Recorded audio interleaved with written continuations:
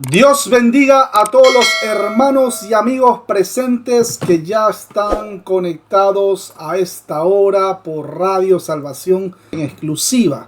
Allá para todos los hermanos en Argentina, un abrazo a la distancia para mis hermanos que están en este lado. Qué bueno volverlos a ver después de estas 2 semanas de vacaciones que hemos tenido, porque hemos tenido unas transmisiones especiales con 2 hermanos pues de lujo ahí, de lujo. Por un lado lo tuvimos a nuestro hermano y amigo Moisés Morales, y por otro lado tuvimos también a nuestro hermano, amigo y pastor, el doctor Gilberto Rufat. Ahí en el canal del hermano David Silva ustedes van a ver esas 2 transmisiones que se dieron. Así que mis hermanos queridos, qué bueno volverlos a ver. Hoy, mis hermanos queridos, por misericordia de Dios, vamos a compartir el estudio de Santiago. Santiago capítulo 4, versículo del 6 al 11. Hoy vamos a tener una transmisión de lujo, mis hermanos queridos. Más de 150 países están escuchando esta transmisión gracias a la tecnología, la inteligencia artificial, la fibra óptica, las antenas 5G. Toda la tecnología se presta, por misericordia de Dios, por cierto, para que pueda llegar el mensaje a cada uno de sus hogares. Así que qué bueno verla mi hermana Rubí, qué bueno verlo mi hermano Víctor Macei. Abrazo grande para mi hermano Julián Bruno allá, y también para su esposa allá en Altagracia, Argentina. Mi hermano Matías Almada también allá en Ciudad Bolívar. ¿Quién dice que no hay hermanos en Ciudad Bolívar?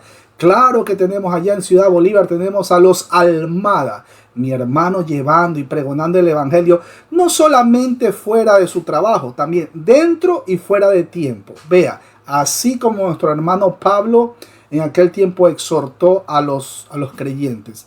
Así que mis hermanos queridos, vamos a dar paso a la lectura, pero primero, antes que nada, mi cafecito, ¿no? Permítame. Esta transmisión es patrocinada por la pura misericordia del Dios de la gloria. Más nada. Por gracia hemos recibido y por gracia compartimos. Así que mis hermanos, vamos ahí donde ustedes están. Los que están escuchando Radio Salvación, por favor, no vayan a cerrar sus ojos. Ustedes concéntrense en lo que ven a través del parabrisas. Vamos a cerrar los ojos nosotros acá que estamos en nuestros hogares. Bendito y amado Padre Celestial, Creador de los cielos y la tierra, soberano, amo y dueño de todo, te damos gracias por este espacio que has permitido que tengamos nosotros entre hermanos, amigos, y podamos compartirlo a su vez a todas las personas posibles. Solo tú conoces quién tiene que escuchar esta palabra, quién tiene que escuchar este mensaje. Nosotros solamente a lo que hemos sido llamados a compartir el mensaje. Nos deleitamos, Padre Santo. No merecíamos absolutamente nada, ni siquiera tener el privilegio de predicar tu palabra. Pero hoy, así te ha placido, vamos a compartir el mensaje, porque es parte de la gran comisión que nuestro Señor y Salvador Jesucristo, el Curios, el abogado, el amigo, el Rey de Reyes y Señor de señores, nos demandó. Así que Padre Santo, esa gran comisión no era solamente para los creyentes en aquella época, sino también ese mensaje es trascendente, y vamos a predicar hasta el último día que nosotros tengamos aliento de vida. Hasta el día en que tú decidas llamarnos a tu presencia. Gracias, Padre, por este espacio. Vamos nosotros a abrir las escrituras en el nombre del Padre, del Hijo y del Espíritu Santo. Amén. Bienvenida, mi hermana Rubí. Por favor, yo lo pongo en pantalla para las personas que están viendo la transmisión en vivo y en directo. Los hermanos que están escuchando, pues vayan tomando apuntes. Cualquier pregunta que tengan de pronto, pueden también llamar a la radio, dejar sus mensajes, también pueden escribirnos acá, etcétera, etcétera, ¿no? Así que mi hermana Rubí, lo pongo en pantalla. Santiago, capítulo 4, versículo del 6 al 11. Bienvenida. Gracias, hermanos. Buenas noches. La palabra de Dios dice así: pero Él da mayor gracia. Por esto dice: Dios resiste a los soberbios y da gracia a los humildes. Someteos, pues, a Dios, resistid al diablo y huirá de vosotros. Acercaos a Dios y Él se acercará a vosotros. Pecadores, limpiad las manos, y vosotros los de doble ánimo, purificad vuestros corazones. Afligíos y lamentad y llorad. vuestra risa se convierta en lloro y vuestro gozo en tristeza. Humillaos delante del Señor y Él os exaltará. Hermanos, no murmuréis los unos de los otros. El que murmura del hermano y juzga a su hermano, murmura de la ley y juzga a la ley. Pero si tú juzgas a la ley, no eres hacedor de la ley, sino juez. Amén. Amén, amén. Gloria a Dios, mis hermanos queridos. Por favor, síganme con vuestras Biblias ahí donde ustedes están. Es importante que vayamos siempre a cada estudio, vayamos armado hasta los dientes. Ustedes pueden venir con la Reina Valera del año 1960, la Reina Valera del año 1909, pero mis hermanos, lo importante es que usted venga armado hasta los dientes. No vaya a un estudio jamás sin su Biblia, sin su bolígrafo, sin su cuaderno de apuntes. Usted tiene que tener todo. Pero lo más importante, siempre lo digo incluso en los devocionales ahí para los hermanos que están escuchando Radio Salvación. Bueno, siempre les digo, tengan toda la predisposición de tener un corazón dispuesto a escuchar la palabra de Dios. Ese bálsamo para nuestra vida. Qué lindo, mis hermanos queridos, cuando el Dios de la gloria nos habla día a día a través de su palabra. Hay muchas personas que dicen, oye, caramba, la verdad es que, perdón, no sé si la palabra caramba en otro país quizás sea un poco fuerte, ¿no? Pero de este lado es simplemente como una expresión como que, usted sabe, como que, ay, Dios mío, ¿no? Más o menos así. Caramba, hay personas que dicen, yo he escuchado este texto bíblico, pero no lo había visto desde esta perspectiva. Sin embargo, es consistente, es bíblico y sobre todo exalta al nombre de nuestro Señor y Salvador Jesucristo. Y es que es eso lo que pasa, mis hermanos queridos. La palabra de Dios es viva. Día a día nos habla. Cuando digo día a día, porque se sobreentiende que día a día nosotros escuchamos la palabra de Dios, la leemos. Y también tenemos obviamente nuestra oración, le explicamos a nuestros hijos, y oramos con ellos, etcétera, etcétera. Bueno, mis hermanos queridos, habiendo hecho esa introducción, por favor, sígame con cuidado. Vamos al versículo 6, que dice, pero Él da mayor, escúchalo bien, mayor gracia. Por esto dice, Dios resiste a los soberbios y da gracia a los humildes. Mire que dice gracia, no gracias con ese, no. Dios resiste a los soberbios y da gracia. Recuerden que gracia es regalo inmerecido. Dios da gracia a los humildes. Cuando el texto menciona, aunque da mayor gracia, porque dice, meisona dedido sin charin diolehei, frase griega. La partícula de, que traduce como pero, que aquí hace funciones de conjunción adversativa, introduce un contraste entre lo que Dios exige de su pueblo y la provisión que Él hace para ese pueblo y pueda cumplir las demandas de Dios, acorde como Él requiere. La palabra meisona, que traduce como mayor, es un adjetivo comparativo que califica al sustantivo charín, que ya lo hemos visto en estudios anteriores, significa gracia. Las dificultades que se describen antes son la consecuencia y el resultado de una vida que actúa bajo la inducción de la carne y no bajo el poder del Espíritu Santo. Los motivos de frustración continúan también aquí. Pero lo que el hombre de por sí es incapaz, lo consigue con el poder de la gracia, algo que solamente Dios lo da. Cuando el texto menciona por lo cual, esta expresión se usa para introducir la cita bíblica que apoya el argumento de la discusión anterior. El sujeto del verbo legei, que se traduce como dice, puede ser la escritura o Dios.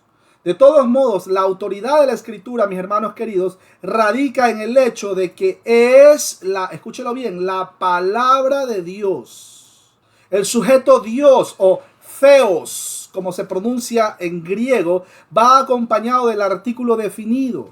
El Dios que da mayor gracia demanda lealtad de parte de sus súbditos. El verbo antitasetai, escúchelo bien y lo voy a repetir, antitasetai, que se traduce como resiste, Es el presente indicativo en voz media de antitazo.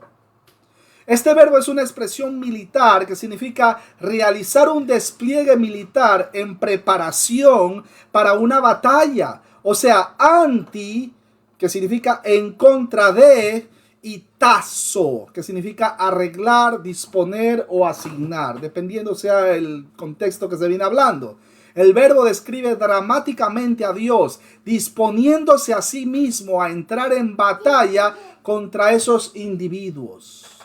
Frente a las circunstancias pecaminosas propias del corazón humano, viene la asistencia de la gracia divina. Esa gracia tiene que ver con el amor leal de Dios hacia su pueblo. Es por su gracia y su misericordia por lo que Dios no consume a su pueblo aun cuando ese pueblo haya pecado. Dios da mayor gracia, o sea, Dios establece rigurosos requisitos de devoción, pero otorga la ayuda de su gracia para que los hombres puedan rendirle la alabanza total que verdaderamente Él demanda, mis hermanos queridos. Esto significa que Dios da mayor gracia en vista al mayor requerimiento. La forma presente del verbo, escúchelo bien, didosin, que significa dar, sugiere una acción continua por parte de Dios y el modo indicativo apunta hacia la realidad de dicha acción. Todo lo que el mundo pueda dar no sería digno de compararse, pero ni siquiera en calidad ni en cantidad con el don de la gracia de Dios, que satisface, dicho sea de paso, plenamente todas las necesidades en la vida del Hijo de Dios. Espérese. Mi hermano David, usted acaba de decir Hijo de Dios, que somos nosotros Jehová Junior. Somos diositos pequeños. No, cuando digo hijos de Dios, como decía nuestro hermano Pablo, él lo ilustraba de una manera magistral. Hijos de Dios por adopción. Bajo el contexto, ustedes saben, ¿no? Bajo el contexto romano, para que todo el mundo pueda entenderlo en aquel entonces. Recuerde que el libro de Romanos es la carta magna del Evangelio. Aleluya.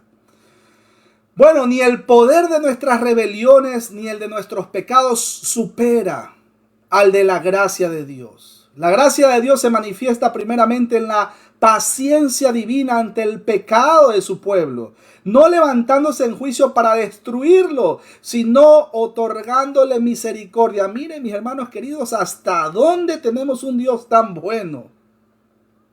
Claro, también es fuego consumidor, aclaro. De la misma forma, como dice en el Nuevo Testamento, que Dios no quiere que nadie perezca, sino que todos procedan al arrepentimiento. Claro, habiendo dicho esto, tengo que aclarar. No todos procederán al arrepentimiento. Lamentaciones, capítulo 3, versículo 22 y segunda de Pedro, capítulo 3, versículo 9. Para corroborar lo que acabo de mencionar, el apóstol Pablo también habla sobre la acción de la gracia en relación con el pecado, que cuando éste se mostró sobremanera grande, la gracia divina superó a toda situación para salvación del pecador. Donde corroboramos esto, Romanos capítulo 5, versículo 20. Mis hermanos, la dimensión de nuestro pecado nunca superará la grandeza de la gracia de Dios. La gracia viene también en asistencia para que el creyente lleve a cabo una vida de santificación, operando en él tanto el querer como el poder para llevar a cabo, como lo dice Filipenses capítulo 2, versículo 13, y yo agregaría también Filipenses 1:6. En esta asistencia divina, los creyentes somos capaces de amar desinteresadamente a nuestros hermanos y en general a todo el mundo, aun cuando nos vituperan, que es difícil. Claro que sí. Somos capaces de servir sin un deseo de constituirnos en posiciones superiores a la del resto de hermanos. Somos capaces de aborrecer el pecado y vivir en santidad, dependiendo de Dios por la fe y viviendo en unión vital con Cristo Jesús. Gálatas capítulo 2 versículo 20 corrobora esta gran verdad y Filipenses 1:21. No cabe duda que la situación interna en la iglesia generaba una frustración entre los creyentes. En aquel entonces, no cabe duda. Siempre hay esto, mis hermanos queridos. Así que No lo debe tomar por sorpresa. Pero además en la congregación los cristianos estarían sufriendo no solo la oposición del mundo, sino sus propios e individuales problemas. Aún en medio del conflicto mayor, la presencia de Dios es una realidad que se hace sentir por medio de la gracia. La promesa es firme y el compromiso divino seguro. Me invocará, óigalo bien como dice Salmos 91:15, me invocará y yo le responderé, con él estaré yo en la angustia. El creyente nunca está solo, mis hermanos. No, ya esto lo hemos visto millones de veces. Mire, ya estoy usando una hipérbole, una figura literaria que hace una exageración para hacer énfasis de algo que verdaderamente quiero especificar. Bueno, el creyente nunca está solo. Ni en los momentos más horribles de las pruebas que Dios permite que nosotros pasemos. ¿Para qué? Pues mis hermanos queridos, para verdaderamente salga a flote qué es lo que hay en nuestro corazón. Porque yo puedo decir, Señor, yo te amo con mi corazón. Pero en el mismísimo momento que pasamos por una prueba, por una situación difícil, ya sea con los familiares, con los hermanos, con los no hermanos, con las mismas personas que no conocen del Dios de la gloria. Mejor dicho, también con la secta. Cuando pasamos una situación así, mis hermanos queridos, Dios permite que, a ver, ahí vamos a ver cómo es que tú dices que eres cristiano. A ver, ahorita es donde queman las papas, como dicen vulgarmente en mi sector. Para ver qué hay en nuestro corazón, cómo nosotros desarrollamos esa situación ante una persona pues que no es cristiana. ¿Cómo lo hacemos? Tenemos varias opciones. Una de esas opciones es, mira, ¿sabes qué? Yo no voy a discutir contigo, que el Señor te ayude. Si quieres vamos a orar juntos, etcétera, etcétera. Pero la otra opción es destruirlo, hablar mal de él, injuriarlo, difamarlo, levantarle calumnias, hablar chismes, etcétera, etcétera, etcétera. Y en el peor de los casos, ni siquiera enfrente de la persona afectada.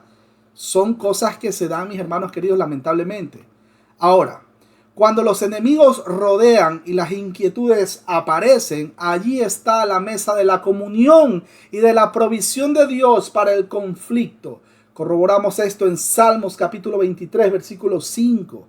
Cuando el texto menciona, Dios se opone a los soberbios y da gracia a los humildes. Atento con lo que dice aquí este versículo, porque de aquí va a salir una pregunta al final de esta transmisión. O antes de finalizar la transmisión. Theos hyperifanois antitesatai, tapeinosis de didosin charin. La gracia que rodea al cristiano no evita la advertencia solemne que le conduce a un ajuste en su vida personal. El Dios que da mayor gracia también resiste a los soberbios, mis hermanos. Ciertamente Él escarnecerá a los escarnecedores y a los humildes dará gracia. Ustedes lo pueden ver de una manera más clara en la Septuaginta y específicamente en el libro de Proverbios, capítulo 3, versículo 34. La forma verbal antitasetai, que significa resiste, es un indicativo presente en voz media, el cual expresa la idea de oponerse en formación de la batalla contra alguien. El término orgulloso proviene de dos palabras griegas. La primera es arriba y la segunda es mostrarse a sí mismo, lo cual hace relación a los maestros altaneros, perdonen la expresión, quizás suene un poco fuerte. Santiago, capítulo 3, versículo 14 al 16, para corroborar esta gran verdad. Aquellos a quienes Dios resiste se le llama, escúchelo bien, hiperifanois. Hiperifanois. Palabra griega que traduce como soberbios. Qué fuerte, ¿ah? El cual tiene varios significados, como soberbios, orgullosos, arrogantes, egocéntricos, prepotentes o también insolentes. Son aquellos que por orgullo personal se consideran a sí mismos como superiores y se colocan por encima de los demás. Son aquellos que en medio, o sea, escúchelo bien porque se les sube el ego muchas veces. Medio conocen algo de las Sagradas Escrituras y ya creen que se las saben todas y absolutamente nadie los puede refutar. Nadie. O mucho menos corregir. Tienen el ego por las nubes. Nada distinto a lo que lamentablemente pasa en este tiempo en algunas congregaciones. El apóstol tiene en mente a los amigos de este mundo, a los cuales Dios niega su gracia mientras persistan en su arrogancia e insolencia personal. No sufriré al de ojos altaneros y de corazón vanidoso, dice Salmo 101, versículo 5. Y porque día de Jehová de los ejércitos vendrá sobre todo soberbio y altivo, sobre todo enaltecido, y será abatido, dice Isaías capítulo 2, versículo 12. Incluso la acción divina sobre los orgullosos está escatológicamente anunciada. ¿Cómo dice? Leamos. Porque he aquí, yo lo leo porque ustedes no pueden leer porque lo tengo en pantalla. Porque he aquí viene el día ardiente como un horno y todos los soberbios y todos los que hacen maldad serán estopa. Aquel día que vendrá los abrazará, pero no abrazará con Z sino con S. Ha dicho Jehová de los ejércitos y no les dejará ni raíz ni rama. Malaquías capítulo 4 versículo 1. O sea, van a ser chicharrón. Chicharrón, mis hermanos queridos. Mientras que Dios salvará a su pueblo afligido, humillará a los ojos altivos. Salmos 18:27 para corroborar esta gran verdad. Los que vivían de esa manera enorgullecidos en la iglesia debían comenzar a reflexionar sobre la acción divina a la que estaban enfrentándose. La gracia, que siempre es mayor que el pecado, podía estar dándoles un tiempo, por así decirlo, de oportunidad para el arrepentimiento. Cuando el texto menciona da gracias a los humildes, ahí tenemos la frase griega tapeinois de didosin charin. Este adjetivo es utilizado para referirse a los humildes y tiene la connotación de aquello que es bajo y no se levanta de tierra. O sea, eso es metafóricamente la condición humilde del ser humano. ¿Dónde corroboramos eso, mi hermano David? Lucas capítulo 1 versículo 52 y Romanos 12, 16. Son aquellos que sin fuerzas propias confían solo, única y exclusivamente en la de Dios y se someten incondicionalmente a Él. Son los bienaventurados delante del Señor, aunque sean despreciados por los hombres. Pobres en espíritu, también lo llama en Mateo capítulo 5 versículo 3. Nuestro Señor pensaba en aquellos que son pobres porque no tienen absolutamente nada. Saben que no pueden alcanzar nada por sus fuerzas y dependen absolutamente de Dios para su cuidado, liberación, provisión, sustento, etcétera, etcétera, etcétera. Miren, les recuerdo Salmos 34:6. Este pobre clamó y le oyó Jehová y lo libró de todas sus angustias. Qué maravilloso salmo, ¿no? Repito, Salmos 34, versículo 6. Si quieren lo apuntan y lo pueden pegar ahí en la entrada de la puerta de su casa. Esto marca un profundo contraste con quienes en la iglesia pedían, pero no recibían nada porque pedían mal. Ya vimos el texto, ¿no? El espíritu humillado, la pobreza en espíritu es lo único que Dios acepta. Como dice el texto de Isaías 66, versículo 2. Miraré a aquel que es pobre y humilde de espíritu y que tiembla mi palabra.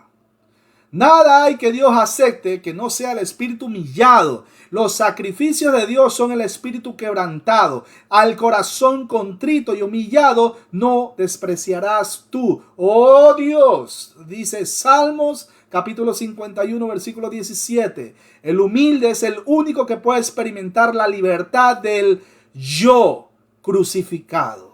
Gálatas capítulo 2 versículo 20 para corroborar esta gran verdad.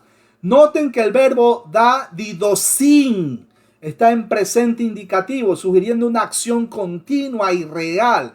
Dios ininterrumpidamente da gracia a los humildes. El sustantivo humildes no lleva el artículo definido en el texto griego. Por lo tanto, mis hermanos queridos, el énfasis radica en la cualidad de la humanidad sin distinción de persona. La expresión los humildes, miren que ese es un contraste, o es, mejor dicho, lo antagónico a los soberbios, a los arrogantes, a los prepotentes, a los intocables, a los que creen que están por encima de todos, mirándolo por el, como, ¿dónde está la cámara 1? Ahí, mirándolo así, ¿no? Por encima del hombro. Ah, Víctor Massey. Ah. Uy, Dios mío, Dios nos libre. Dios nos libre, mis hermanos queridos. ¿Por qué? Porque Dios nos va a hacer comer polvo. Dios nos libre, Dios tenga misericordia. Y si tenemos en el corazón una pequeña raíz o indicio de un corazón altivo, que el Señor saque eso de nuestro corazón. Clamamos y rogamos a Él. Los humildes exhiben las características de Cristo, mientras que los soberbios reflejan la característica de Satanás. Mateo 11:29 para corroborar, Filipenses 2, versículos 7 y 8, Isaías 14, versículos 13 y 14.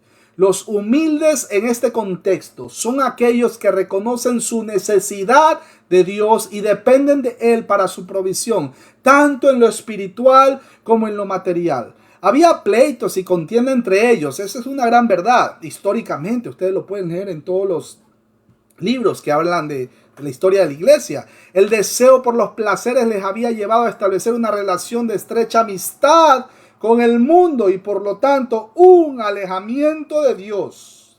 Tal cosa equivalía a una infidelidad espiritual semejante a la que practicó la Israel pagana e idólatra en el Antiguo Testamento. Corroboramos eso con Deuteronomio capítulo 32. El Espíritu Santo, sin embargo, hace su obra en la vida de la persona redimida. El poder de la gracia de Dios es mayor que el pecado. Versículo 7 dice, someteos pues a Dios. Mira a quién dice someternos. Someteos pues a Dios. Ahora, a una pausa pues para que se entienda el versículo que estoy leyendo. Para que se entienda que hay dos ideas ahí. La primera, someteos pues a Dios. Pausa ahí. Ahora seguimos leyendo. Resistid al diablo y huirá de vosotros. Cuando el texto menciona someteos pues a Dios, hipotagite o untotheo, el verbo hupotagete, que significa someteos, es el imperativo aoristo ingresivo en voz pasiva. El aoristo ingresivo contempla la acción en su comienzo y el modo imperativo denota un sentido de urgencia, o en otras palabras, supone una acción que debe realizarse de una vez por todas. Por lo cual, la voz pasiva debe de entenderse con el sentido de la voz media, llamando a una subordinación voluntaria a Dios y a su voluntad. Es decir, no quiere Dios esa obediencia forzada. No, para nada. Ese verbo es una palabra compuesta por hupo, que significa debajo, y tazo, que significa colocar, asignar o disponer. Hupotazo, o someterse.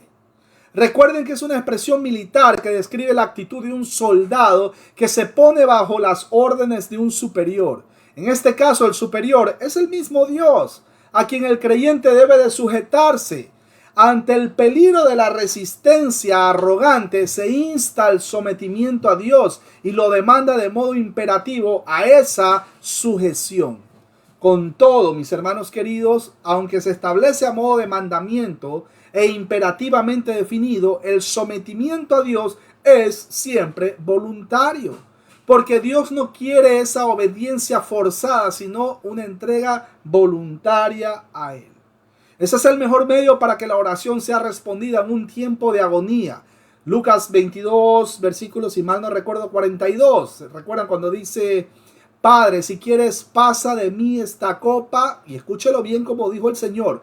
Pero no se haga mi voluntad, sino la tuya. En esa dimensión de sometimiento a Dios se produce el gran clamor y lágrimas, que es la experiencia que sucedió ahí en Getsemaní. Getsemaní, perdón, en español, se me fue en inglés, perdónenme. Hebreos capítulo 5, versículo 7 para corroborar esta gran verdad. Cuando el texto menciona resistid al diablo y huirá de vosotros. La frase griega ahí, antistite de to diabolo kai fexetai afimon. Esta frase contrasta con lo anterior. El verbo antistete, que se traduce como resistir, también es un aoristo ingresivo en el modo imperativo y voz pasiva. Noten aquí que la voz pasiva, la cual está reemplazando la voz media en el griego koiné, podría ser explicado por esta transición gramatical. Este verbo, al igual que hupotazo, que es una expresión militar anti, o sea, en contra de, y también tenemos hitemis, pasarse en firme, o es decir, resistir.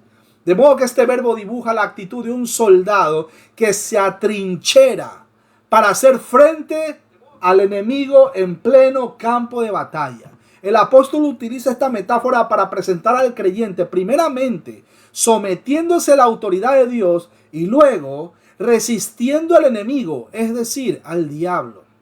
La partícula de, que no se traduce en la versión Reina Valera del año 1960, hace funciones de conjunción adversativa, contraponiendo las dos cláusulas del verbo y vinculándolas entre sí. Esto es, que no solo se debe un sometimiento a Dios, sino también una resistencia al diablo. Esta resistencia al maligno no se establece a modo de mandamiento, expresándola en la forma verbal antistite, que traduce como resistir. Significa enfrentarse, oponerse o resistir en forma definitivamente realizada. Es más o menos como si dijese resistir totalmente al diablo. Noten que esto es mantenerse en una posición de victoria. ¿Por qué, mi hermano David? Espérense, pero déjenme avanzar.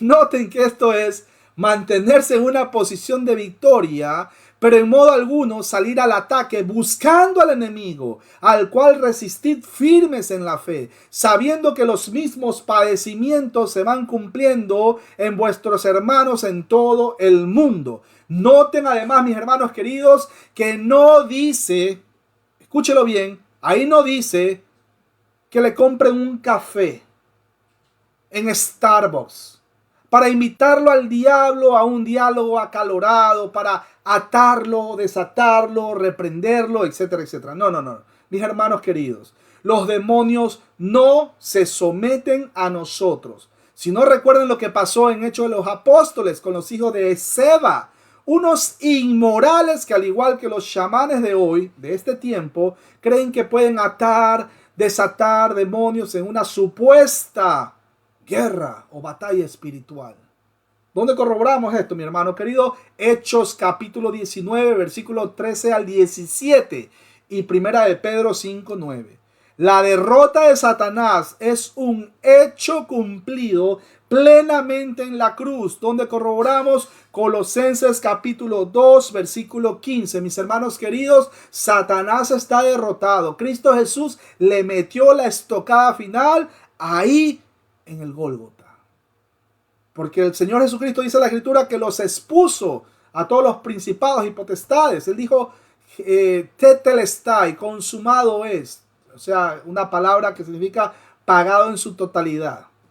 No es que, no, Señor Jesús, yo creo en ti, pero déjame hacer las obras humanas bajo mi propia responsabilidad para yo, y exaltándome al yo, merecer la salvación. Así no es, mis hermanos queridos. Seguimos. Satanás está derrotado. Ese es el mensaje aquí en esta hora. El enemigo utiliza, sin embargo, dos elementos para intentar derrotar al cristiano. Primero, la acción directa contra la doctrina. ¿Cómo dice? 1 Timoteo 4:1. Pero el Espíritu dice claramente que en los postreros tiempos algunos apostatarán de la fe, escuchando a espíritus engañadores y a doctrinas de demonios. Aclaro, el que apostata no va a ser un cristiano. El que apostata, mis hermanos queridos, es una persona que probó de las mieles del evangelio. Pero si apostató, mentira que fue cristiano. Nunca fue cristiano, a lo mucho fue un religioso. A lo mucho por ahí medio escuchó un video de Dante Gebel o todos estos motivadores de hoy en día de moda. A lo mucho. Pero no es que fue cristiano, sino entonces ¿para qué? Primera de Juan capítulo 2 versículo 19. Ahí fue la luz, ahí está la luz. Ahora sí, vea, ya no se me ve así con ese color caribeño, ya se encendió la luz. Bueno, decía que no existe tal cosa como que, el cristiano apostató. No, mis hermanos queridos, si apostató, apostató. No hay punto de retorno, nunca fue un cristiano. Cuidado con lo que escuchan por internet, mis hermanos queridos. El que apostata jamás fue un cristiano. Si no, ¿para qué? 1 Juan 2:19. Salieron de nosotros, pero nunca fueron de nosotros. Oiga, pero sabía las escrituras. ¿Y qué le garantiza a usted que una persona sea cristiana? Se puede saber las escrituras de tapa a tapa, hasta los mapas. Pero sin embargo, mis hermanos queridos, la Biblia es clara. El que apostató, apostató. Ese nunca fue un cristiano. Y ahí usted lo va a ver. Y esto yo lo he visto. Hay hermanos en Cristo que no se jactan de ser cristianos. Sin embargo, yo los he visto. Me consta. Yo los he visto cómo ha sido su comportamiento ante la sociedad. Mis hermanos queridos, de una manera magistral. Y al final, ¿cómo? Que el Señor te bendiga. Y no se jacta de ser cristiano. Como caso contrario, también he visto mucha gente que dice: yo conozco todas las doctrinas de la gracia, me conozco la patrística, todos los escritos de los primeros cristianos, de los padres de la iglesia, las confesiones habidas y por haber, que la Confesión Bautista de Londres de 1689, el Catecismo de Heidelberg, la confesión de, todas las confesiones habidas y por haber. Pero sin embargo, tienen un vocabulario, Dios mío, tienen una actitud tan prepotente que uno dice: Dios mío, si estudiar demasiado provoca eso de ahí, mis hermanos queridos, eso no es culpa del Espíritu Santo.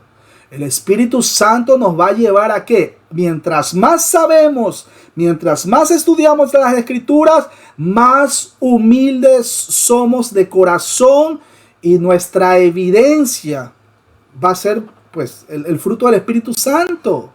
Yo puedo estudiarme todas las confesiones belga, Heidelberg, Westminster, etcétera, etcétera, pero puedo tener una actitud tan prepotente, tan arrogante. Mentira que soy cristiano. Por eso hago una exhortación, y esto en general, y me incluyo. Cuidado, tenemos un indicio o una raíz en nuestro corazón de querer treparnos por encima así, ¿no? De los demás, y mirar por encima del hombro. Y creer que nosotros somos la última Coca-Cola del desierto. Tengamos mucho cuidado, mis hermanos queridos. Como punto número 2. La incidencia en pruebas, dificultades y enfermedades. Ahí es donde Satanás saca partido o ventaja. La incidencia en pruebas, repito, ¿no? Dificultades y enfermedades. Dificultades, enfermedades, siempre, aclaro, siempre con permisión divina, procurando que el creyente maldiga a Dios y se resiente en la fe. Pero mis hermanos, maldecir a Dios es algo tan sencillo como decir en medio de una prueba: Dios se olvidó de mí. El diablo anda como derredor del creyente procurando minar su fe, porque la victoria que le vence es la fe que descansa en Cristo mismo, en Cristo Jesús, el autor y consumador de nuestra fe. Satanás está derrotado. Por favor, recordemos eso. Distintas acciones pueden utilizar al maligno contra el creyente, conforme a su carácter diabólico. La Biblia enseña que procurará hacer el mal, tanto espiritual como físico, como fue el caso de Job. Porque Satanás es maligno. ¿Usted cree que Satanás? Mire, si fuera por el mismo Satanás, Satanás se lo lleva al viejo Job. Pero Dios no le permitió.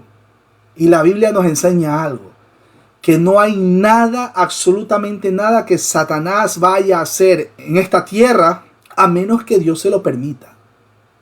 Nadie se va de esta tierra ahí por casualidad. No, es que el diablo se lo llevó. No. Nadie se va de esta tierra así como que, ay, por casualidad. Dios es el soberano y está por encima de Satanás. Tiene el control absoluto de todo. Mis hermanos, las tentaciones son otra de las vías de actuación contra el cristiano, porque Satanás es el tentador, dice Primera de Tesalonicenses capítulo 3 versículo 5. El interés satánico es la destrucción del cristiano. Pero recuerden que no podrá hacer nada contra la vida del creyente sin el consentimiento divino.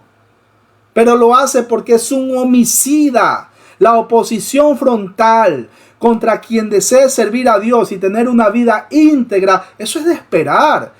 Por cuanto el enemigo es nuestro adversario, lo dice Primera de Pedro capítulo 5 versículo 8. La aflicción, sin importar por cierto en qué forma, es otra de las adversidades que el creyente encuentra en el desarrollo de la vida cristiana, puesto que Satanás es nuestro enemigo. Lo dice Mateo capítulo 13 versículo 39. Mejor dicho, usted predique exactamente lo que el Señor Jesucristo predicaba y va a tener exactamente los mismos enemigos que el Señor tuvo.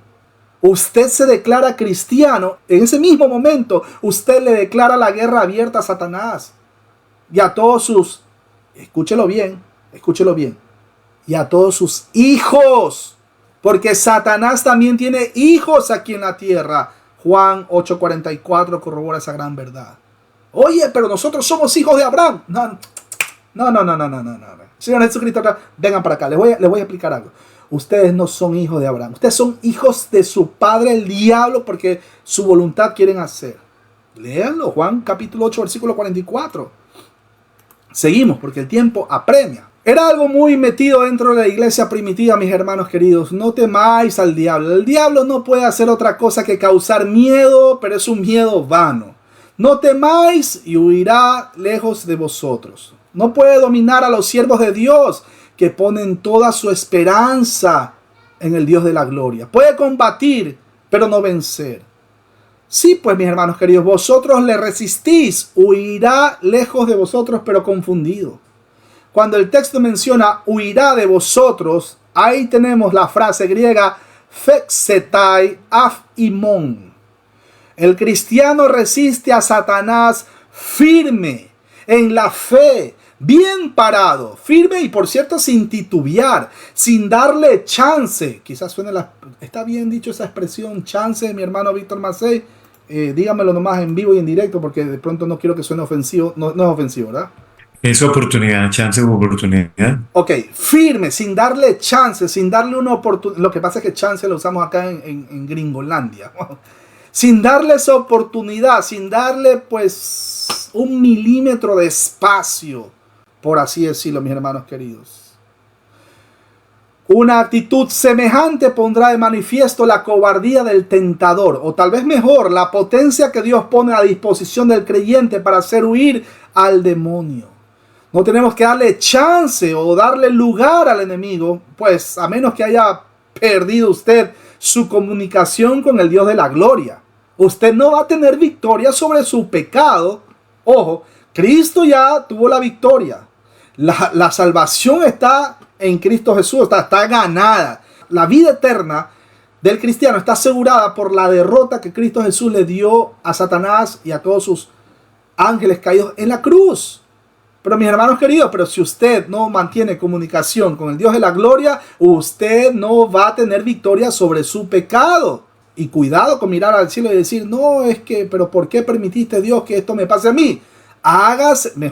Hagámonos responsables de nuestros pecados. No le echemos la culpa a Dios por un momento de descuido. Ay, es que esa mujer está muy bonita. Y es que el demonio me la puso enfrente mío. Hagámonos responsables de nuestros pecados.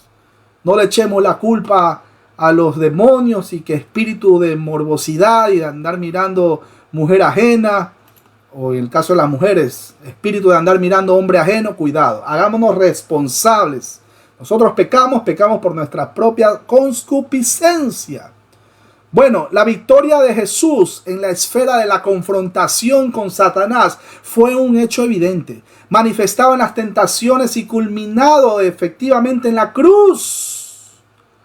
pues el diablo es ya un enemigo derrotado. Colosenses 2:15 corrobora esta gran verdad. Mateo 4:11 y Marcos capítulo 3 versículo 22 al 27. El verbo feusetai, que se traduce como huirá, es un indicativo futuro en voz media, el cual expresa la realidad de que al ser resistido, Satanás efectivamente va a huir. Haga la prueba, mi hermano querido, cuando se sienta tentado. Versículo 8 dice, acercaos. Mire, eso es un imperativo. Acercaos a Dios y Él se acercará a vosotros.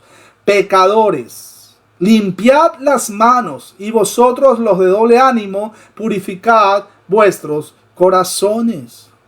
Enguisate to theo, kai enguiei imin.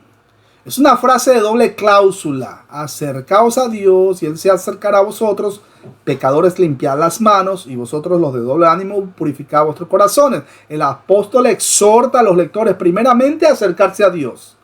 Utiliza para ello la expresión enguisatia, que significa acercaos. Un aoristo imperativo que implica una acción que ha de concluirse de una forma definitiva.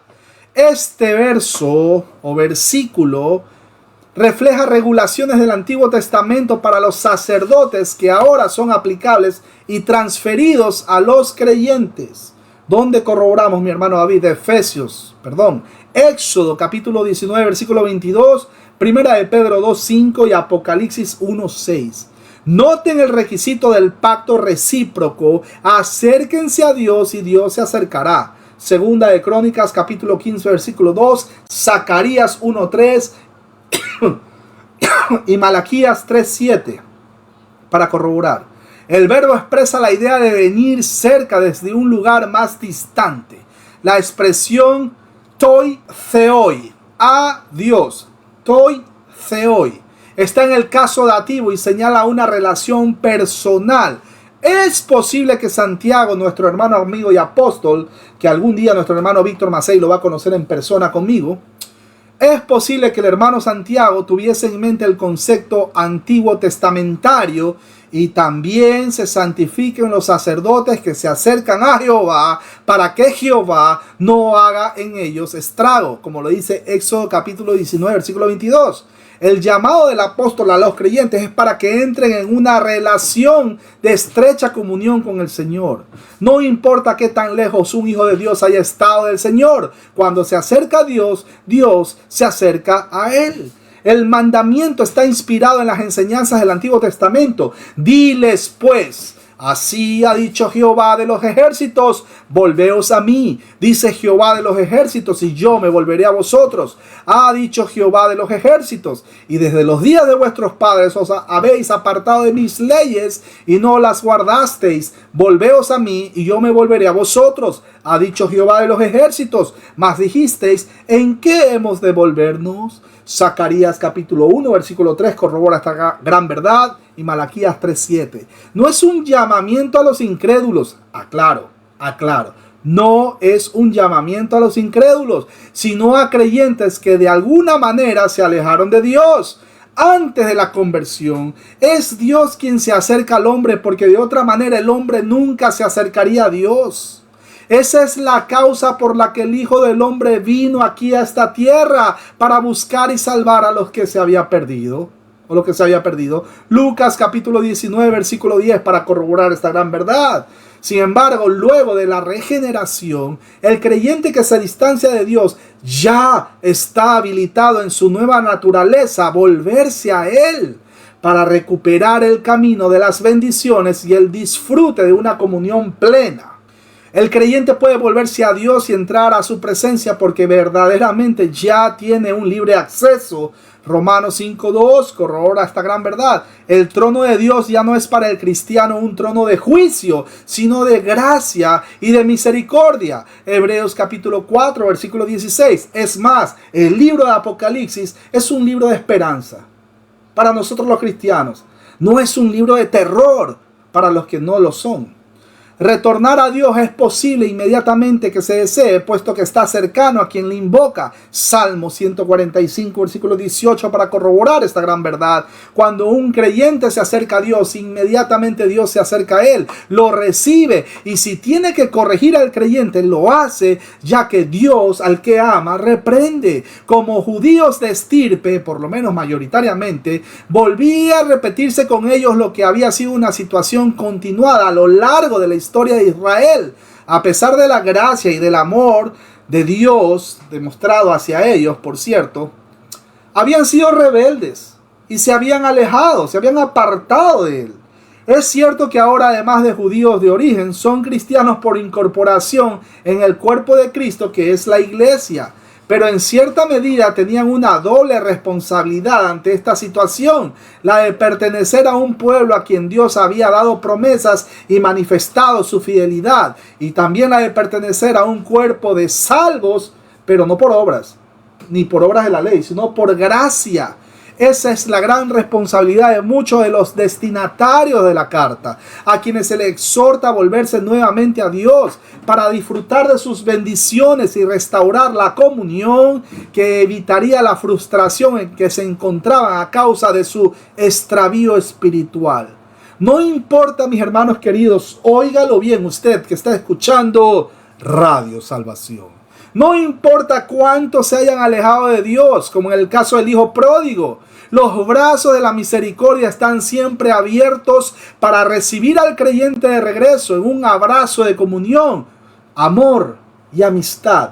Ojo, aclaro, el que es hijo nunca dejará de ser hijo. Siempre va a terminar regresando.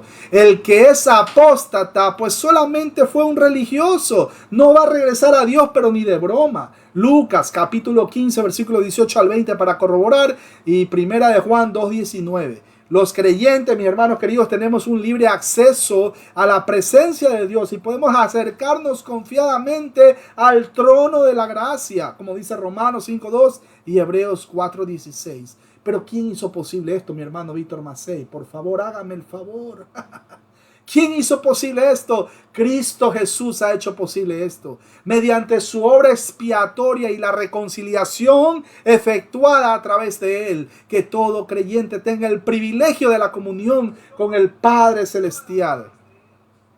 Cuando el texto menciona pecadores, limpiado las manos, y vosotros los de doble ánimo, purificad vuestros corazones. Ahí tenemos Catarizate cheiras amortoloi kai agnistate cardias dipsichoi.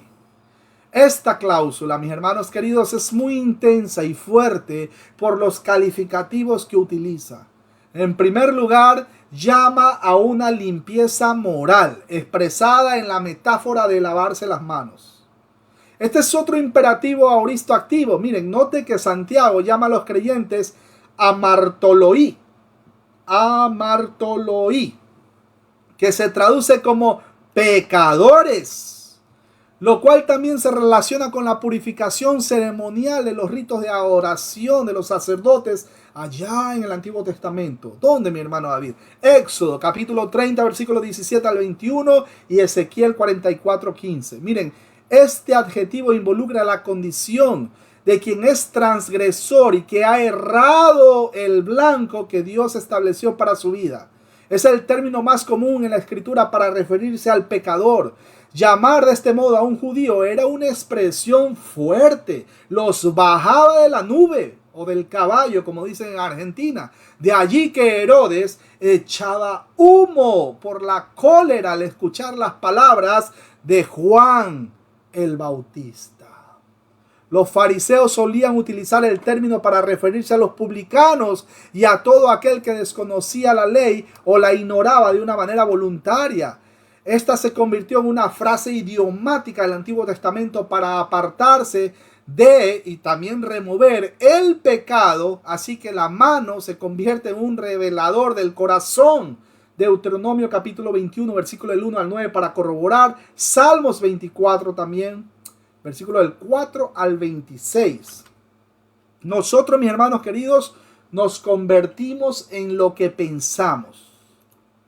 Óigalo bien. Nosotros nos convertimos en lo que pensamos. en lo que ponemos nuestra mente. Los creyentes necesitamos tener manos y corazones limpios, al igual que un solo compromiso con Dios, el cual es el exacto opuesto de la persona de doble ánimo. El sentido figurado, ahí tenemos limpiar las manos, equivale a presentar una vida limpia delante de Dios. Para los judíos de los tiempos de Cristo era casi una obligación la práctica del lavamiento de las manos antes de comer. Los discípulos de Jesús fueron, por cierto, acusados de no hacerlo. Mateo 15:2 corrobora esa esa gran verdad, que fue una discusión. Sin duda, aquellos manifestaban un exceso de celo por la santidad experimental. Un corazón santo manifiesta un comportamiento santo en lo exterior. Los judíos consideraban los lavamientos externos como correspondencia a una demanda especial de santidad. Por eso es que el Señor Jesucristo le dijo, sepulcros blanqueados. ¿Quién es el único que puede ver nuestro corazón y pesarlos de paso?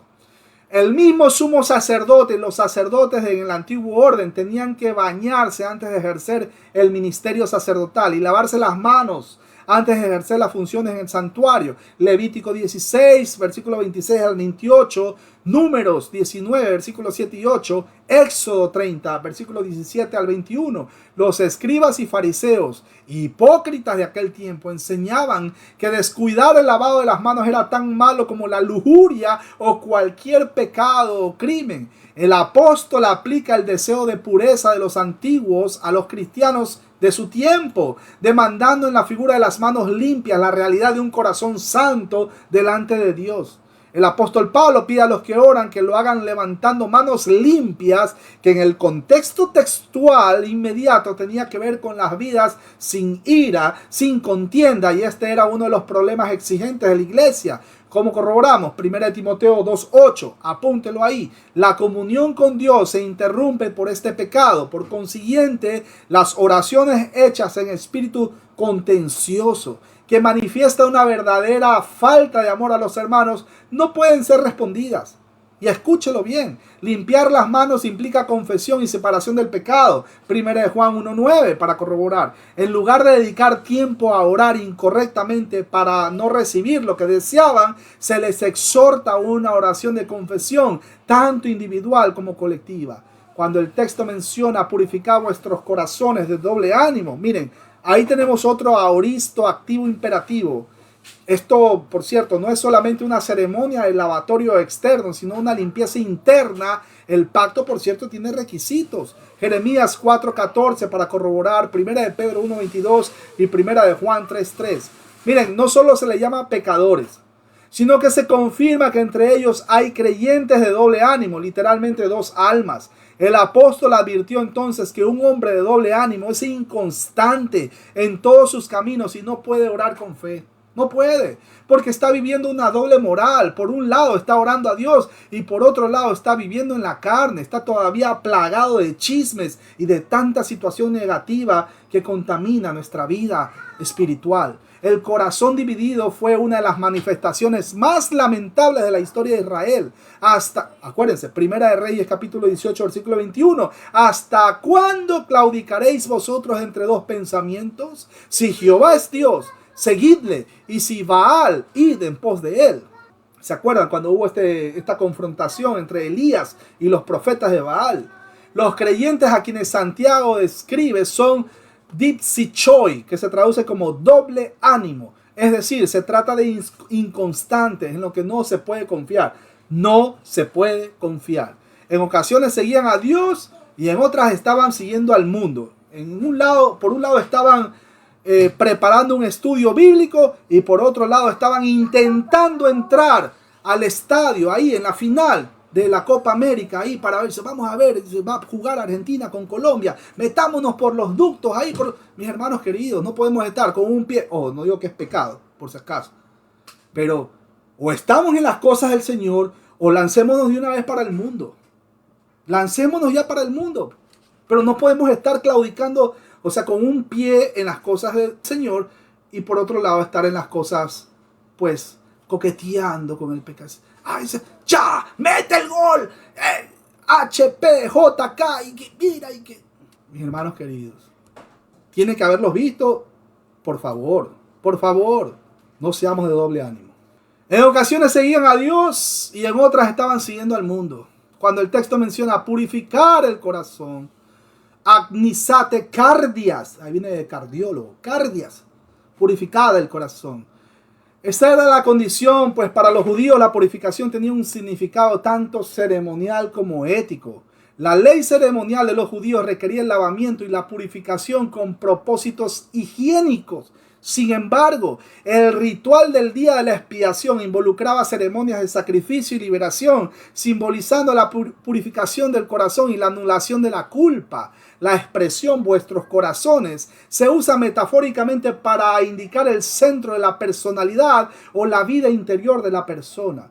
El apóstol hace un llamamiento, óigalo bien usted que está escuchando Radio Salvación. El apóstol hace un llamamiento a sus lectores a que efectúen una purificación moral de sus vidas para que entren en plena comunión con Dios. El uso de las expresiones limpiar las manos y purificar vuestros corazones simbolizan esa actitud de reconocer la santidad de Dios antes de entrar a su presencia. Como dice Mateo 5:8, bienaventurados los limpios de corazón porque ellos verán a Dios. La forma verbal está en un aoristo imperativo que implica tanto un mandato como una acción que deba consumarse plenamente. El verbo hagnizo, que se traduce como purificar, se usa aquí en el sentido de una purificación moral. El lenguaje usado por nuestro hermano Santiago refleja la costumbre judía de la purificación. Juan capítulo 11 versículo 55 corrobora esta gran verdad. Miren, se trata, mis hermanos queridos, de purificar el corazón definitivamente, no para volver atrás, de otro modo, limpiar la contaminación del corazón. Por eso no se pueden elevar las manos limpias ante Dios si no se ha limpiado primeramente el corazón. Dice primera de Juan capítulo 1 versículo 9, y ahí lo vemos en todas estas campañas de noche de sanaciones y milagros, y le ponen una canción de los Hillsong y todas las manos así, siendo mi hermano Víctor Macei, así, las manos levantadas así. Lord, I'll give you my heart, I'll give you my soul. Señor, te entrego mi corazón. Imagínense. Y las manos así. Llegan a su casa y les meten una golpiza a sus esposas. Llegan a sus casas y le dan mala vida a sus hijos. Llegan a su casa y se comportan peor que el mismísimo diablo. Señoras y señores, hermanos, por favor, eso no puede pasar. Sin embargo, se trata de un corazón impecable, sino de un corazón donde no hay una hipocresía. Esto es, dos formas de vida. Los creyentes a quienes se dirige el apóstol estaban acostumbrados al sistema farisaico que descansaba en una santidad aparente, una piedad externa. Se esforzaban por aparentar vidas intachables, especialmente en cuanto al cumplimiento literalista de las demandas bíblicas. Sin embargo, sus corazones estaban contaminados por la hipocresía de su comportamiento. Salmo 73:24. Así que el limpio de corazón es aquel que es guiado conforme al consejo de Dios. Versículo 9. Afligíos, óigalo bien, afligíos y lamentad y llorad. Vuestra risa se convierte en lloro y vuestro gozo en tristeza. Miren, mis hermanos, estos son tres aoristos imperativos activos que colectivamente hacen referencia a la necesidad de un duelo espiritual sobre el pecado. Mateo 5, versículo 3 al 9 para corroborar. Esto es una forma hebraica de referirse a una actitud de arrepentimiento y un estilo de vida. La limpieza y purificación del corazón exigen el reconocimiento del pecado existente. Esa es la principal causa de la exhortación, ya que Santiago llamó a la sumisión a Dios y el arrepentimiento, el cual es la forma de alcanzarlo. Esto hace referencia a la exhortación del arrepentimiento como se describe en Nehemías, capítulo 9, Esdras, capítulo 9, Daniel, capítulo 9. Cuando el texto menciona afligíos, miren, la primera forma verbal ahí es talaiporizate, que se traduce por afligidos, que enfatizan una condición de urgencia y la del cumplimiento pleno. Este verbo procede de una raíz significativa, atravesar por circunstancias difíciles. El apóstol Pablo usa la forma sustantiva de dicha palabra cuando se expresa miserable de mí. Ahí en Romanos 7:24. Así que el significado del verbo tiene que ver con estar en una situación de miserable, donde no cabe otra cosa que la aflicción de espíritu. Es el principio del camino de la restauración, cuando el creyente se da cuenta de lo miserable que es delante de Dios y por la misma razón llama también a lamentarse. Cuando el texto menciona lamentar, miren, esta expresión se hace enfática mediante una sola palabra, pentisate, que significa lamentar, que es una manera de expresar la tristeza que embarga en el corazón de una persona. El verbo expresa la idea de un lamento intenso que surge de una situación de profunda tristeza. Pregunto, ¿quién produce ese dolor con relación al pecado? ¿Dónde está mi hermano Víctor Macei? ¿Quién produce esa tristeza cuando nosotros pecamos? ¿Qué he hecho, Dios mío? ¿Por qué lastimé a mi hermana Rubí? Aquí que la tomo de ejemplo. ¿Quién produce esa tristeza? Opción 1, mi naturaleza sin haber conocido a Cristo. Opción 2, el Espíritu Santo. ¿Quién usted cree, mi hermano querido? Bienvenido. Indiscutiblemente, muchas gracias. No, el Espíritu Santo. En nosotros podría llegar a generarse alguna culpabilidad y si fuimos formados moralmente de una manera muy estricta, la conciencia, pero la convicción, la tristeza que es según Dios para arrepentimiento, gracias a Él la produce el Espíritu Santo en nosotros.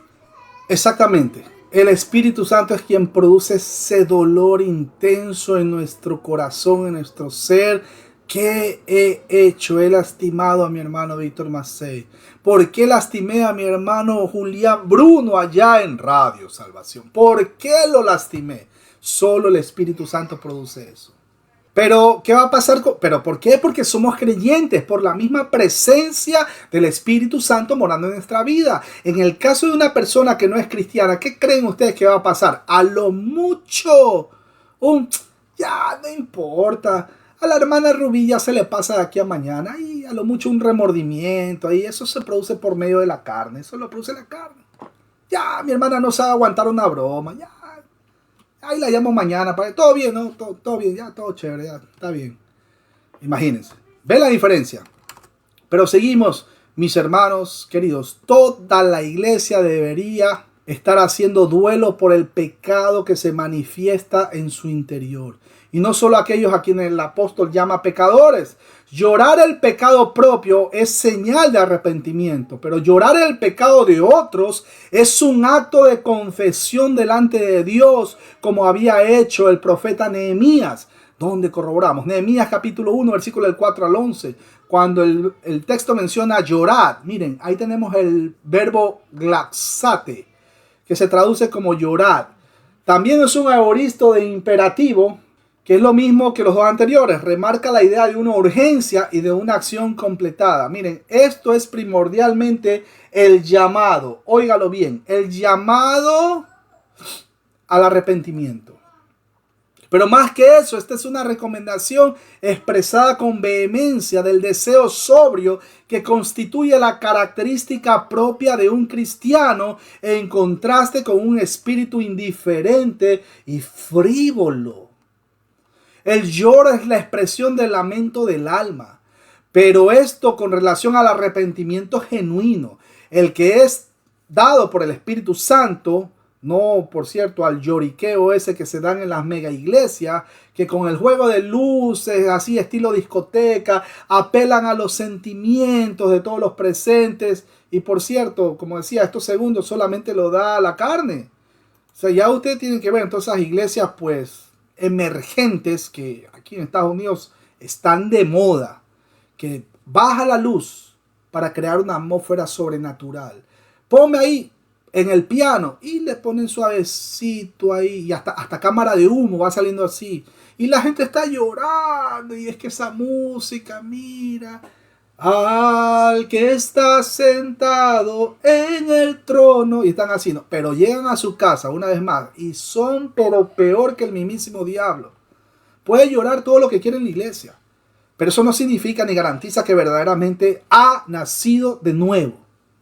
La fe viene por el oír y el oír por la palabra. La fe, el nuevo nacimiento, ni nada de estas cosas que evidencian al cristiano, el nuevo nacimiento, no va a venir por la canción, por las visiones, por los sueños. No, mis hermanos queridos.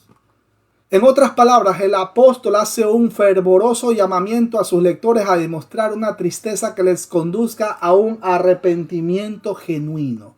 Lo que el apóstol pide no es un remordimiento, ni una expresión superficial de penitencia, sino una demostración genuina de que ha habido un cambio de manera de pensar que resulta en un cambio de actitud. Arrepentimiento genuino basado en lo que Pablo decía, la metanoia. Cuando el texto menciona vuestra risa convierte en lamento y vuestro gozo en desaliento. Miren, esta es una exhortación a cambiar de actitud.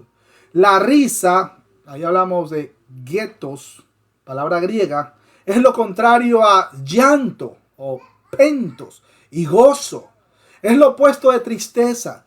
La expresión metatrapeto, que se traduce como se convierta, es el único verbo que aparece en esta frase. La raíz de ese verbo significa dar la vuelta o cambiar de un estado a otro. Santiago no aboga a favor de una actitud de autoflagelación, como lo hacen los amigos católicos romanos, sino que exhorta a sus lectores a reconocer una situación espiritual en que estaban y demostrar un arrepentimiento auténtico delante de Dios, pues el cambio de actitud es profundo. Mis hermanos, siempre lo vengo diciendo, cuando una persona verdaderamente pasa de esa muerte espiritual a vida, ya no vuelve a ser el mismo de antes. Ya eso cambió definitivamente. Se produce la metanoia, ese cambio de mentalidad. ¿Pero por qué? Porque el Espíritu Santo, quien ahora mora en la vida del creyente, está constantemente trabajando en todo nuestro ser.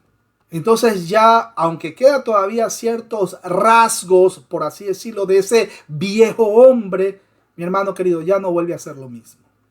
Ya no vuelve a ser un criminal, ya no vuelve a ser un borracho empedernido o alguien que le acostumbraba a jugarle chueco y mal al jefe, a la esposa, a la enamorada, a los amigos, a los familiares, a robarle, estafarle. No vuelve a ser lo mismo. Cuidado, no estoy diciendo que nunca más vuelve a pecar. El tema es que ya no es esclavo del pecado. El Espíritu Santo está trabajando constantemente, sacando todo lo podrido de ese ser. Por eso es que, 2 Corintios 5:17, que cuando uno está en Cristo, nueva criatura es, he aquí todas las cosas son hechas nuevas. No volvemos a ser la misma persona de antes. Pero bueno, es decir que la risa se orienta hacia el llanto y el gozo hacia la tristeza. Y por cierto, les recuerdo lo que dice Lucas 6:25. ¡Ay de vosotros lo que ahora reís! Porque lamentaréis y lloraréis. Cuando un creyente cae en pecado, el gozo y la risa deben silenciarse por el llanto amargo del arrepentimiento, como ocurrió en la negación del apóstol Pedro. Lucas capítulo 22, versículo del 60 al 62, para corroborar. Este es el pesar que agrada a Dios, porque la tristeza, como dijo mi hermano Víctor Macei, porque la tristeza que es según Dios produce arrepentimiento para salvación, de que no hay que arrepentirse, pero la tristeza del mundo produce muerte. 2 Corintios 7:10, para corroborar. El Señor dijo, bienaventurados los que lloran, literalmente los afligidos, porque ellos recibirán consolación, dice Mateo 5:4. El que llora es el que se siente afligido en el corazón a causa del amor hacia Dios, a su obra y a su pueblo, porque sabe que ha cometido un pecado, porque el Espíritu Santo lo está exhortando, porque siente que debe arrepentirse, porque siente que debe cambiar su mentalidad constantemente. El que no es cristiano simplemente no va a sentir nada. El que llora afligido expresa su total incapacidad frente al problema y su absoluta dependencia de Dios. son las lágrimas del profeta ante la inminencia del juicio que Dios envía sobre su pueblo a causa de las vidas pecaminosas y rebeldes, como pasó en Jeremías capítulo 9, versículo 1. Son las lágrimas del pastor ante la situación de peligro que atraviesa el rebaño que el Señor le confió a su cuidado, como dice Hechos 20:31. En el caso concreto del contexto inmediato, las lágrimas expresarían la aflicción por lo acontecido y manifiestan la sinceridad del arrepentimiento en un volverse a Dios. Como el pródigo desde la provincia apartada en donde se encontraba por haberse alejado de la casa del Padre, que despierta su miseria y vuelve en sí. Y finalmente regresa donde su padre. Lucas capítulo 15 versículo 17. Sin embargo, mis hermanos queridos, nada tiene que ver esta situación y la exhortación del apóstol con la idea absurda de que un cristiano debe vivir una vida siempre en la seriedad e incluso en la tristeza, ocultando el gozo, con un rostro severo y predicando amargura y maldición. No, no y no. Mi hermano, nosotros... Oigan, los cristianos nos reímos también, por si acaso. Le digo, ¿no? Yo he visto predicadores, y respeto mucho, los predicadores que ¿por qué no se arrepienten? Pero con una amargura y toda su expresión, todas sus prédicas son llenas de amargura. Versículo 10, humillaos delante del Señor y Él os exaltará. La versión Reina Valera del año 1960 dice delante del Señor.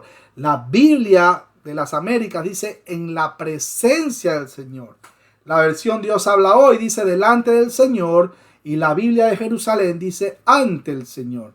Miren, esta es una frase idiomática hebrea para un servicio de adoración o el conocimiento personal del Señor. Deuteronomio capítulo 33 versículo 10 para corroborar Génesis 19:13, Jueces 18:6. Miren, como esto no es un ambiente de servicio de adoración, sino un énfasis de una actitud de arrepentimiento, la segunda opción con la voz media cabe mejor.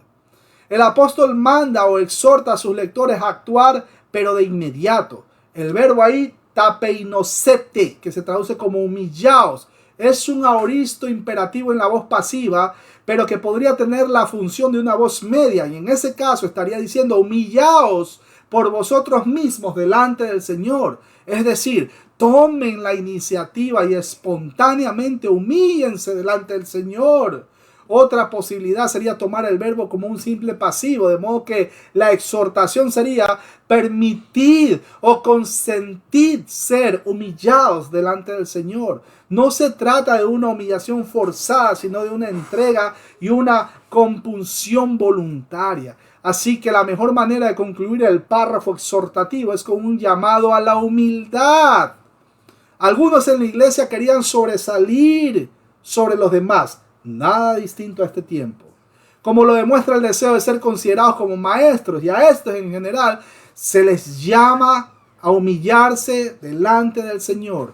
Ahí tenemos cuando el versículo menciona humillaos, la forma verbal tapeinotite que se traduce como humillaos, es un aoristo imperativo, lo que conlleva primeramente una urgencia y luego una disposición completa, pero de hacer algo. Dicho de otro modo, es urgente, mis hermanos queridos, que nos humillemos de manera absoluta y definitiva ante Dios. Dios resiste a los soberbios y da gracias a los humildes. Por tanto, mis hermanos queridos, no hay otro camino para alcanzar las bendiciones de su gracia. Tenemos que humillarnos delante de Él. No tanto por alcanzar sus bendiciones, sino porque Él es nuestro creador. ¿Se acuerdan de Ananías y Zafira? Que quisieron mentirle al Espíritu Santo. Imagínense, de una manera muy particular, Dios ejerció su disciplina eclesiástica en medio de tantas personas. O sea, eso es como para que agarren respeto, más allá de miedo, ¿no? Para que agarren respeto por la palabra de Dios. Pero bueno, mis hermanos queridos, voy a leer el último versículo, el cual es: hermanos, no murmuréis los unos de los otros. El que murmura del hermano y juzga a su hermano, murmura de la ley y juzga a la ley. Pero si tú juzgas a la ley, no eres hacedor de la ley, sino juez. Mis hermanos queridos, voy a avanzar un poco en este versículo y luego vamos a las preguntas y respuestas. Cuando el texto menciona, hermanos, no murmuréis los unos de los otros. Miren, este es un presente imperativo con la partícula negativa, la cual usualmente sugiere detener una acción que ya está en proceso. No murmuréis. Ahora el apóstol de la mundanalidad pasa a la maledicencia, retomando nuevamente el tema del mal uso de la lengua. ¿Se acuerda que ya lo habíamos visto? En Santiago, capítulo 3, versículo del 1 al 12. Se establece en la primera cláusula el mandato de no hablar mal de los unos a los otros. Entre los pecados de las iglesias primitivas tenía especial incidencia la maledicencia. El apóstol Pablo coloca este pecado entre los que exigen la disciplina eclesial e incluso la suspensión de la comunión en la iglesia. Corroboramos eso en 1 Corintios capítulo 5, versículo 11. Pero ahí cuando hablamos de murmurar o de hablar mal, hablamos de una frase griega que es katalaleo. Laleo es hablar, ¿se acuerdan? Laleo, hablar. Pero katalaleo, kata ya es como lo contrario. Katalaleo. O sea, no difamen, no chismeen, no murmuren.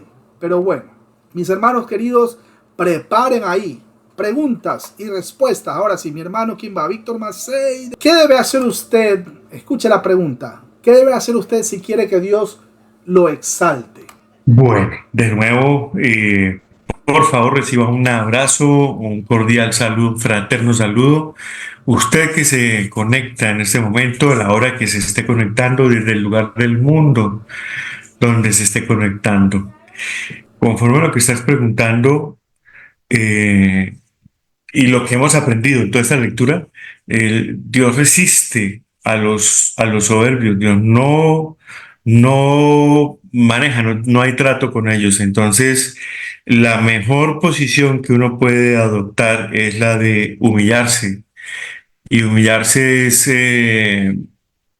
a ver, es difícil para el hombre natural, pero humillarse cuando uno ha recibido el conocimiento, cuando ha recibido la capacidad de hacerlo bajo el poder del Espíritu Santo es muy bonito.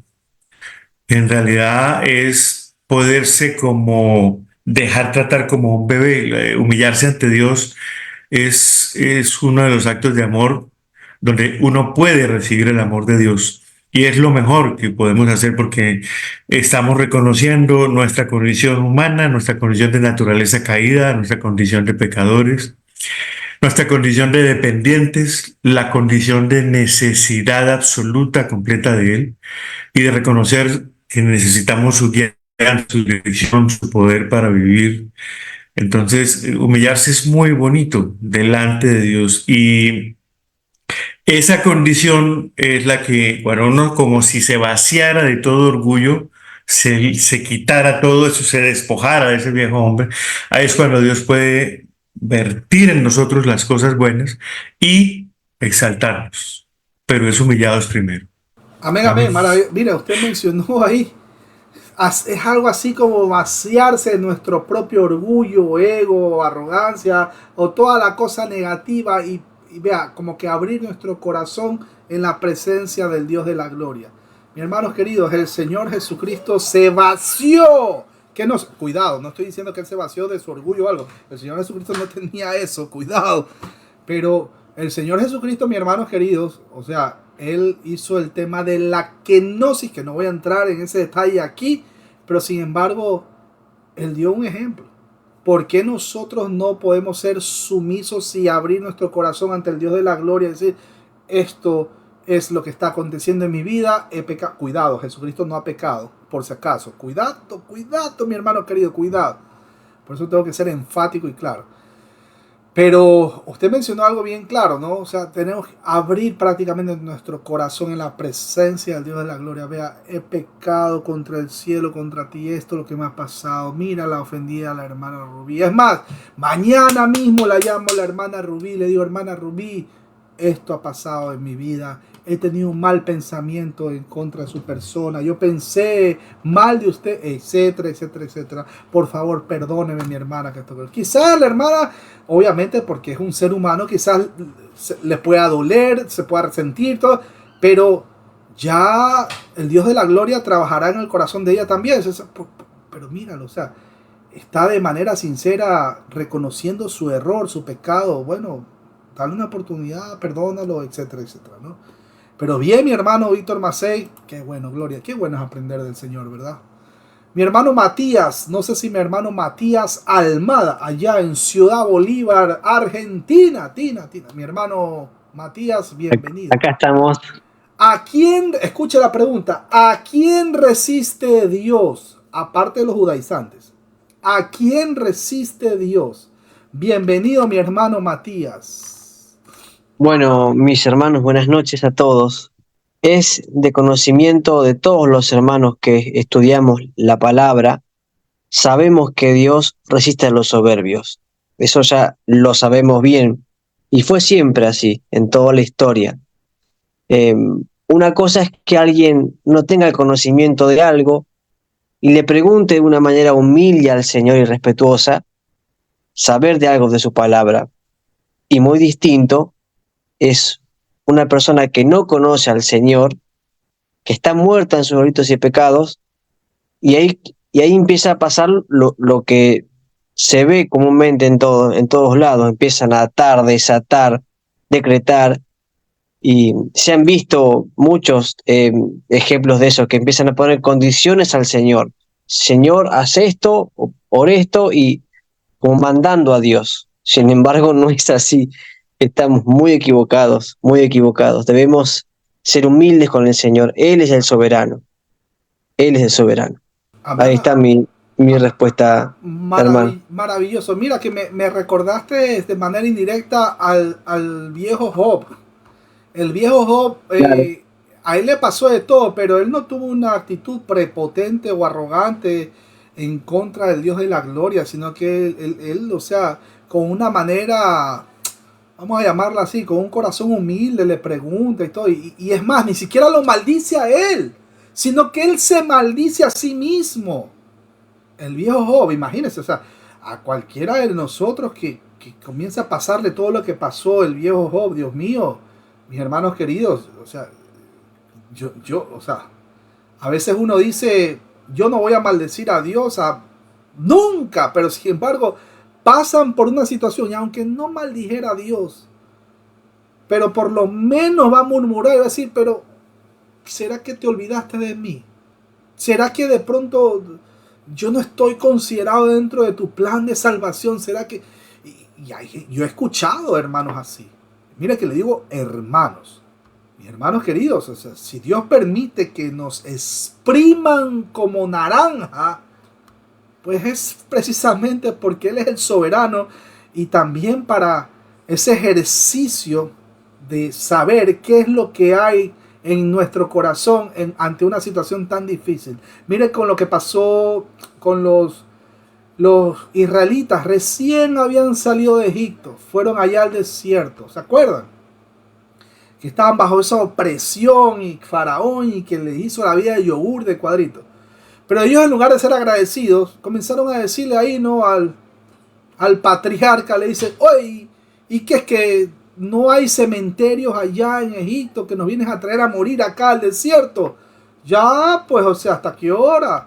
Imagínense, y en una situación difícil. Por eso es que el apóstol Santiago, teniendo también en mente eso, ¿no? Hay que ser agradecidos aún en momentos de tribulaciones.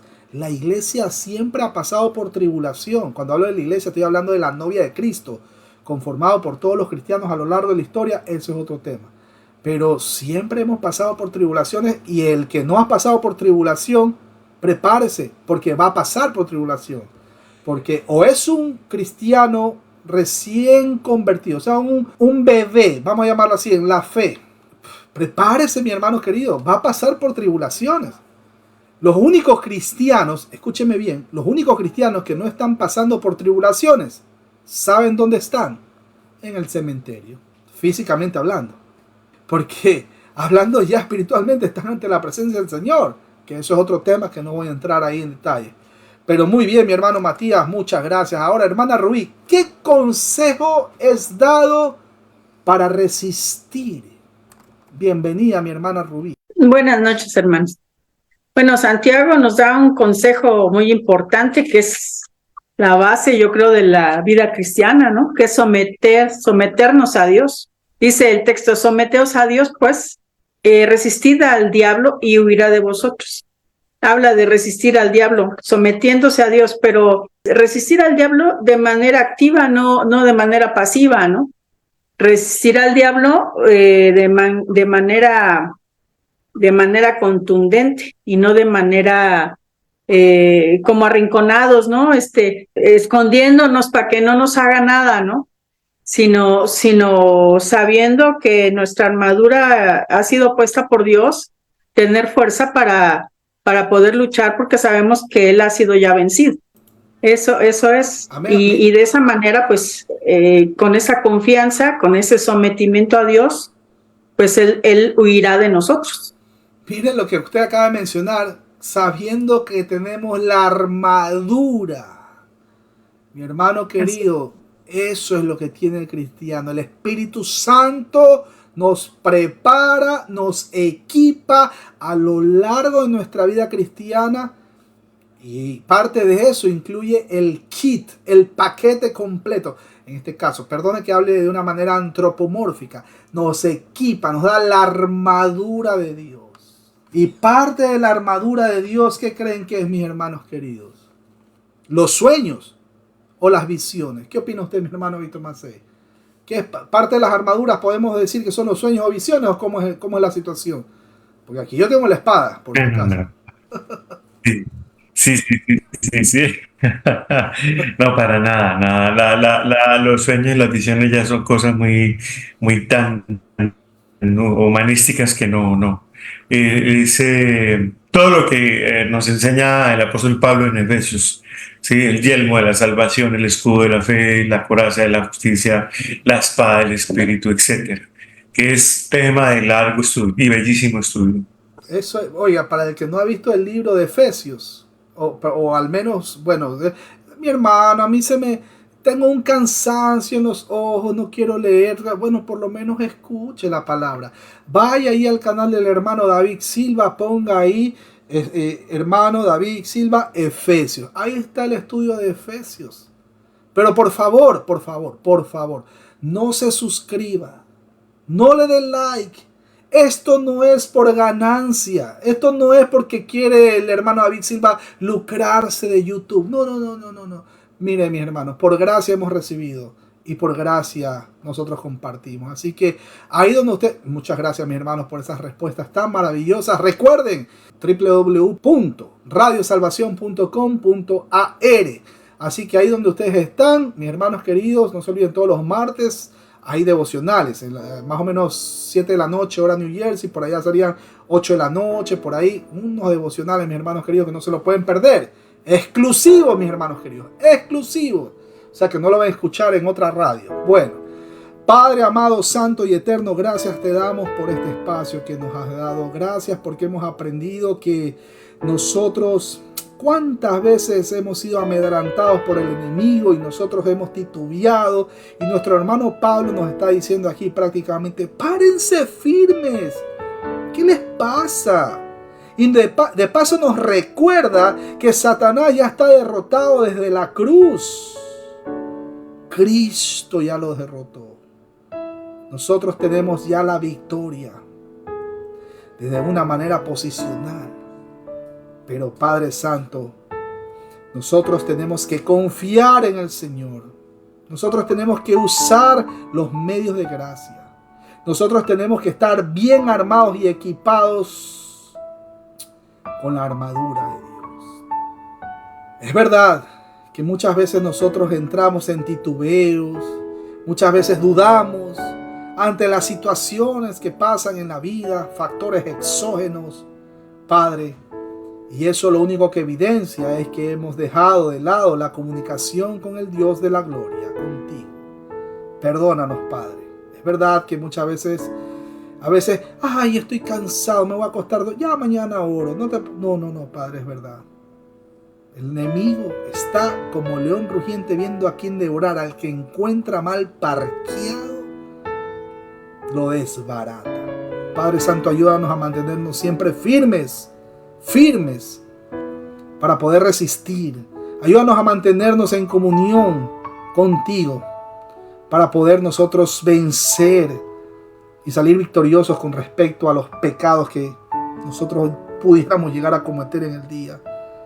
Perdónanos si ya lo hemos cometido. Perdónanos por haber descuidado la comunión contigo. Por favor, ayúdanos a poder tener un sueño placentero esta noche y poder estar en paz, tranquilos con todos los demás hermanos, amigos, conocidos, y poder compartir el mensaje de salvación a todos los que más podamos. Te suplicamos, acompáñanos, quédate con nosotros. En el nombre precioso de Cristo Jesús te rogamos, te suplicamos. Amén, amén y amén. Mis hermanos queridos, Dios me los bendiga. Nos vemos en una próxima transmisión, pero escúchelo bien, si el Señor lo permite. Bendiciones. Ores. Bendiciones. Bendiciones para todos. Bendiciones.